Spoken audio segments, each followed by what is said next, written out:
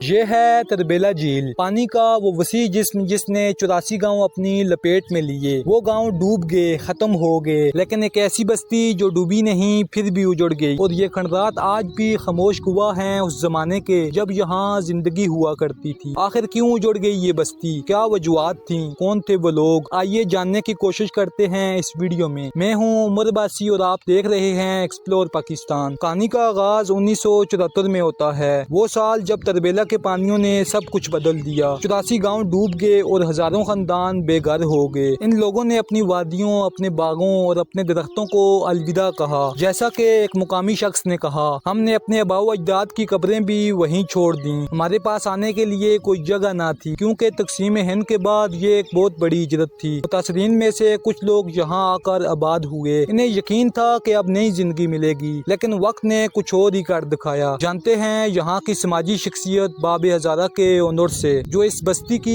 اصل کہانی سناتے ہیں۔ اس جگہ دا نام چریاں۔ یہ کتنی پرانی بستی ہے تے کیوں اتوں ختم ہو گئی یہ آبادی؟ یہ جی کافی عرصے پہلے دی گل ہے کہ جس ٹائم دا تربیلا ڈیم ایوب خان نے بنایا سا، اس ٹائم دی گل ہے یہ لوگ جڑے پہلے تھا اتوں بھی بلکہ اجڑ گئے نے۔ پہلے رہائشی سے تلا پنڈ خنخیل اس جگہ دا نام سا، اس جگہ جو اجڑ کے پھر لوگ اتھاں ہیں۔ اس ٹائم دا ایوب خاندان جڑا سا، ایوب خان نے اس نے بڑے بڑے وعدے کیتے سے کہ تساں کو اس تے ڈیم دے متبادل یہ چیز ملتی ہو۔ انہاں لوگوں کو کوئی سہولت نہ سی، گڈیاں نہ سیاں، بجلی نہ سی۔ انہاں لوگوں دا گزارا جڑا سا انتہائی مشکل ہو گیا سا نا۔ جس تو انہاں لوگوں نے اتھوں ہجرت کیتی ہے تے پھر کوئی چلے گئے تلا ہری پور تے کوئی انگا ہاتھی والی سائڈ تے نکل گئے تے اے ڈیم جڑا اس نے اصل 84 گراں جڑے اجاڑ چھوڑے نا، ڈیم دی وجہ تو کافی جڑیاں آبادی نے 84 گراں جڑیاں تباہ برباد ہوئی ہیں۔ آج بھی تساں دیکھ کے اگر اساں دا روڈ جڑے آئے اس چھپر روڈ تو گزر کے آئے اس ماشاءاللہ سے جڑی حالت ہے نا تے یہ آج تو 200 سال پیچھے بھی جلدی ہے۔ یہ جتنا بھی علاقہ ہے اس کا نام علاقہ تناول یعنی 1.5 سیاسی جتنے بھی آئیں دی آ کے لالی پاپو دے کے جل دین کہ جڑا نہ اساں کو گل دے نہ سو کھاکتے ہیں۔ کسی چیز بھی کوئی بھی سہولت تھا اساں کو میسر نہیں۔ خوبصورتی اتنی ہے کہ لوگوں کو اگر روڈ سے بان جلن سہولت دون نہ تے لوگ نران کا میں نہ جلن آ کر اساں دے علاقے پھرون تو دیکھو موسم کتنا زبردست ہے، تازہ آب و ہوا ہر چیز اتنا میسر ہے، لیکن سہولت نہیں۔ یہ لوگ کاریگر تھے، ہنر مند تھے، لیکن ان کا ہنر ان کے کام نہ آیا۔ دیکھیں آپ یہ کھڑکیاں اس زمانے کی گواہ ہیں کہ بغیر سیمنٹ کے، بغیر پلروں کے لوگوں نے اس وقت کس طرح سے اپنے فن کا لوہا منوایا۔ اس پوری دیوار میں کہیں پہ بھی آپ کو گارا یا سیمنٹ نہیں دکھائی دے گی۔ یہ جگہ چکائی پارک سے صرف 3 کلومیٹر کے فاصلے پر واقع ہے۔ قدرت نے یہاں اپنے تمام رنگ بکھیر دیے ہیں۔ نیچے تربیلا جھیل کا نیلا پانی اور بالکل کنارے اونچائی پر یہ کھنڈرات جیسے کوئی کلا ہوں جو ماضی کو